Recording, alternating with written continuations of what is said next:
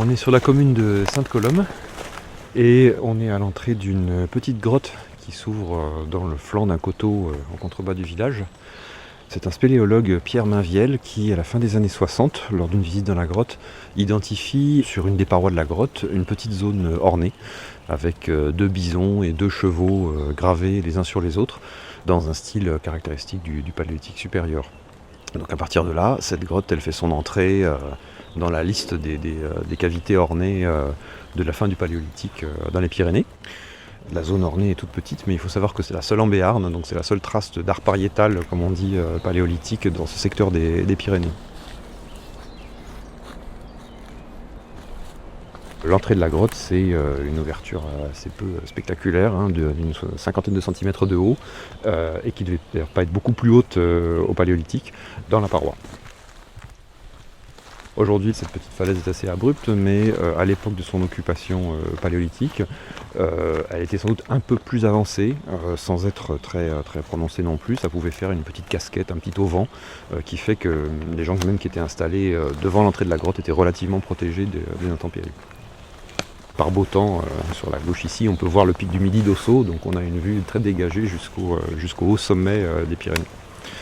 Au Paléolithique, avec une végétation beaucoup moins importante, on peut d'autant plus imaginer qu'ici on avait un très beau point de vue sur toute la vallée et les autres sites qui se trouvent de l'autre côté de la vallée d'Ossau. Alors on va être obligé de ramper pour rentrer. Une entrée très confinée qui donne, vous allez voir, sur un petit espace à l'intérieur, une petite salle, au fond de laquelle se trouve la paroi ornée. Alors, pour moi c'est facile parce que je sais ce qu'il y a derrière. Voilà, je vous confie le matériel. Ouais. Alors ici. Hop, surtout, ouais, le micro, après ça c'est protégé, donc c'est moins grave. D'accord. Voilà. Vous n'avez rien contre les araignées? Faut pas trop toucher les parois. Il n'y en a pas beaucoup. D'accord. À l'automne, elles sont assez agressives. Elles bougent beaucoup. On vient d'entrer dans la grotte. On arrive dans une salle qui fait à peine une dizaine de mètres carrés et dans laquelle aujourd'hui on a un peu de mal à se tenir debout. La grotte ne s'étend pas beaucoup plus loin. Au fond, il y a un boyau très étroit, rectiligne, qui part sur une quinzaine de mètres et dans lequel on n'a pas remarqué d'occupation humaine. L'occupation de cette grotte au Paléolithique, elle s'est concentrée dans la salle où nous sommes actuellement. Et c'est là aussi que se trouvent les gravures. Et notre secteur de fouille s'étend sur 5-6 mètres carrés, immédiatement à gauche de l'entrée, dans un petit diverticule proche de la sortie de la cavité.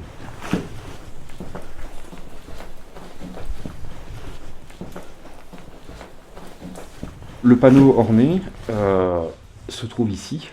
C'est cette partie de paroi concave qui fait à peu près 1 mètre carré, sur laquelle on peut distinguer quelques traces de gravure. Alors, avec des techniques de photographie et de relevé plus performantes, on arrive à de très belles images. Avec un éclairage artisanal comme celui qu'on a aujourd'hui, on ne voit pas grand-chose, ce qui est d'ailleurs à porter au crédit de la personne qui a identifié ces gravures, parce que ça ne sautait pas aux yeux. Il y a en fait, comme souvent à cette époque, plusieurs figurations animales, 2 chevaux et 2 bisons, qui ont été gravés les uns sur les autres, et qui ont été gravés de façon partielle. Ce n'est pas la totalité de l'animal qui a été dessiné. On peut distinguer ici ces hachures-là, qui représente la bosse dorsale d'un grand bison, qui est la principale figure en fait sur ce panneau, qui s'étale à peu près sur une quarantaine de centimètres de long. Parmi les autres détails les plus profondément gravés, vous avez ces petits triangles ici qui sont les oreilles du premier cheval, qui a donc été gravé directement sur le bison. On peut voir aussi ici ces 2 figures en forme de S ici, qui sont les cornes du second bison gravées sur le premier. Et d'ailleurs, il n'y a pas beaucoup d'autres détails du corps de cet animal qui sont gravés. Et puis, quand on prend un peu de recul, on voit cette grande tache rouge qui occupe la partie supérieure du panneau. Dans les premiers relevés qui ont été faits dans les années 80, ça avait été considéré comme une imprégnation naturelle de la paroi. On a des collègues, Diego Garate et Olivia Rivero, qui ont revu ce panneau au début des années 2010 avec des méthodes qu'on a maintenant, notamment des méthodes d'informatique de traitement de la couleur qui permettent de faire ressortir les contrastes, et qui ont montré qu'en fait cette tache rouge, elle dessine la silhouette du bison dont je vous parlais tout à l'heure. Donc on a un animal principal, qui est le premier à avoir été dessiné, qui a été peint et gravé. Donc avec un aplat de couleur rouge qui délimite le contour de sa silhouette, et des gravures qui vont en souligner les détails. Et ensuite, sur ce premier animal, il y en a d'autres qui ont été ajoutés. Le style de ces gravures, la façon de représenter les animaux, se retrouve dans toute une série de grottes ornées sur la côte nord de l'Espagne et sur le versant nord des Pyrénées, à des périodes qui sont datées entre 16 000 et 18 000 avant le présent. Et c'est un style qui est assez caractéristique de cette région.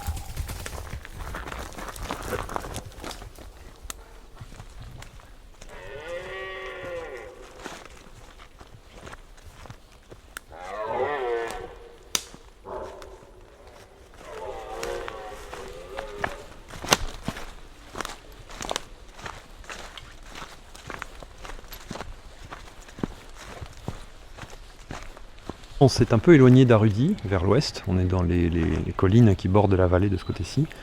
Et on est au pied d'une petite falaise avec deux sites préhistoriques.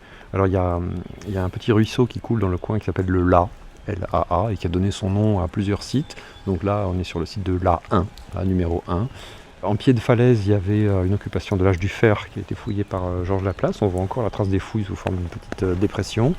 Et à plusieurs mètres de hauteur dans la paroi, il y a une toute petite cavité qui s'ouvre, qui est très perchée à l'heure actuelle et qui l'était déjà à l'époque, dans laquelle ont été trouvées plusieurs sépultures du néolithique.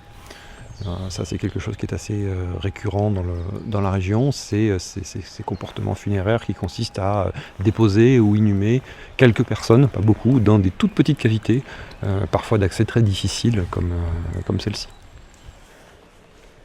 C'est toujours difficile de comprendre les motivations qui étaient derrière les gestes funéraires. On pourrait dire que c'est parce qu'on a peur des morts et qu'on les met le plus à l'écart possible pour qu'ils ne reviennent pas embêter les vivants. Ça peut être de la tranquillité, il peut y avoir plein de motivations derrière. En tout cas, c'est quelque chose qui, pour nous aujourd'hui, dans la façon dont nous on traite les morts, nous est très très étranger. Ça paraît un peu dingue d'imaginer une cérémonie funéraire où on hisse un cadavre sur une falaise de plusieurs mètres pour aller ensuite l'introduire souvent assez laborieusement au fond d'une cavité, mais en tout cas c'était pour au moins une partie des morts à l'époque, le traitement qui était communément utilisé.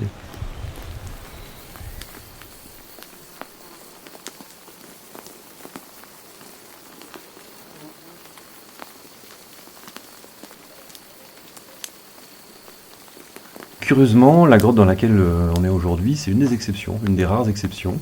On a une occupation paléolithique qui s'interrompt vers 17 000 avant le présent, et ensuite on n'a plus rien. Voilà, la fin du paléolithique, le mésolithique, le néolithique, où très souvent dans les cavités locales on a des indices de fréquentation, ici ils sont totalement absents. L'explication la plus plausible, c'est qu'il y a eu un phénomène peut-être très local qui a fait que, à un moment, vers autour de 17 000, 16 000 avant le présent, l'entrée de la cavité a été presque entièrement colmatée. Donc cet espace n'était plus accessible. Sinon, on a du mal à imaginer pourquoi il n'y aurait pas au moins une petite utilisation sépulcrale, parce que c'est quelque chose vraiment de très fréquent dans les grottes ici, en vallée d'Ossau.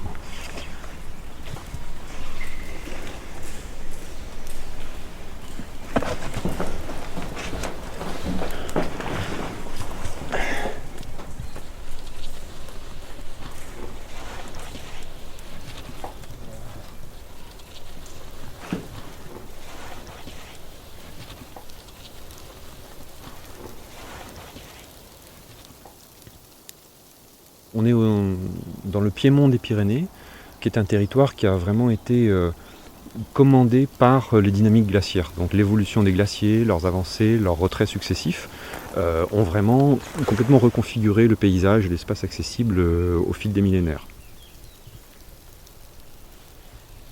Entre 23 000 et 20 000 avant le présent, l'endroit qui est occupé par la petite ville d'Arrudie était recouvert par le glacier d'Ossau, qui s'étendait jusqu'à Bescat, qui marque la moraine frontale du glacier. Et donc toute la zone où nous nous tenons actuellement, devant la grotte, était également sous le glacier. Cette période-là, on l'appelle le dernier maximum glaciaire. À l'échelle mondiale, c'est la dernière période d'extension maximale des glaciers de montagne et des glaciers polaires. Et elle se termine autour de 20 000 par un recul qui, ici, dans les Pyrénées, a été assez rapide et qui a dégagé cet espace. Et à partir de cette date, l'endroit redevient disponible pour les végétaux, pour les animaux et pour les groupes humains qui les ont suivis. L'un des intérêts de cette grotte, c'est qu'elle nous a livré une des premières réoccupations humaines de cet espace après la glaciation, puisque les toutes premières traces de fréquentation de la grotte ici ont été datées aux alentours de 19 000. Donc on est assez peu de temps à l'échelle de la préhistoire après la libération du territoire par les glaces. On a des indices dans la faune, notamment la petite faune, les oiseaux, les rongeurs, etc., qui nous parlent à l'époque d'un paysage extrêmement ouvert. Il faut imaginer quelque chose de beaucoup plus stépique que ça l'est actuellement, et aussi localement très humide, parce que la fonte d'un glacier, ça libère énormément d'eau, et on a des raisons de penser que pendant un certain temps après cette fonte, on a eu en contrebas, à peu près au niveau de la ville actuelle, un petit lac ou un marécage, ou en tout cas une zone très humide, alimentée par les eaux de fonte du glacier. Et puis progressivement, cette zone s'est vidangée, et l'Ossau a progressivement pris son cours actuel. On était peut-être à l'époque sur une espèce de balcon au-dessus d'un lac proglaciaire, qui a bien plu aux chasseurs-cueilleurs qui sont revenus là à plusieurs reprises sur plusieurs millénaires.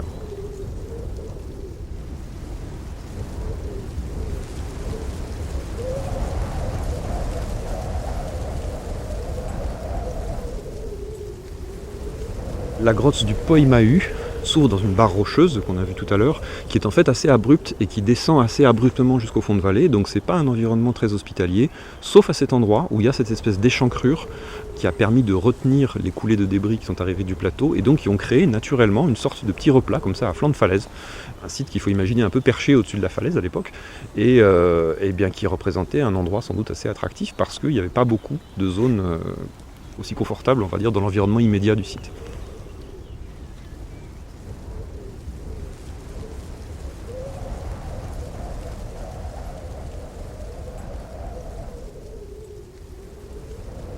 À une époque qui n'est pas très bien datée, il y a eu un phénomène d'érosion assez massif. Ça a tronqué la séquence en oblique, comme ça, en talus, et que tout le matériel des couches archéologiques qui était ici a fini redistribué dans la pente. Donc régulièrement, quand on marche, quand on creuse pour installer une table, n'importe quoi, on a du mobilier qui sort pratiquement en surface, mais qui pour le coup, lui, n'est plus du tout en place. Donc on fouille, on est en train de fouiller là, contre la paroi, un reste de séquences archéologiques dont un tiers peut-être a été emporté dans la pente. Donc j'en profite pour jeter un œil et voir s'il n'y a pas quelques outils en silex qui traînent par terre, parce que il vaut toujours mieux les ramasser. Parfois après des épisodes de forte pluie, ça les nettoie, ça les lave et on les trouve plus facilement, mais là j'ai pas l'impression que ce soit le cas pour aujourd'hui.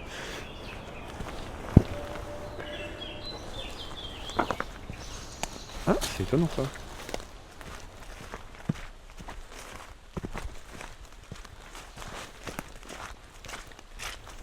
On fouille toujours en essayant de se demander à quoi ça pouvait ressembler, comment ils pouvaient vivre ici. Parfois c'est assez trompeur. Ce qu'on retrouve en revanche, c'est cette ambiance très particulière de la fouille en grotte où on est coupé des cycles naturels et habituels. Donc on a une perception du temps aussi qui est très différente. Il peut se passer très longtemps avant qu'on se rende compte qu'il s'est passé beaucoup de temps. Et quand on n'a plus ces repères, on perd vite le fil de la journée.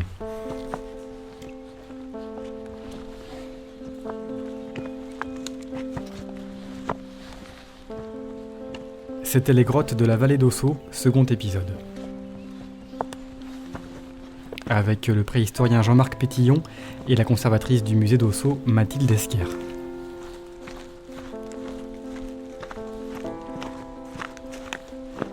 un documentaire d'Aurélien Frances, une production de Silence Podcast.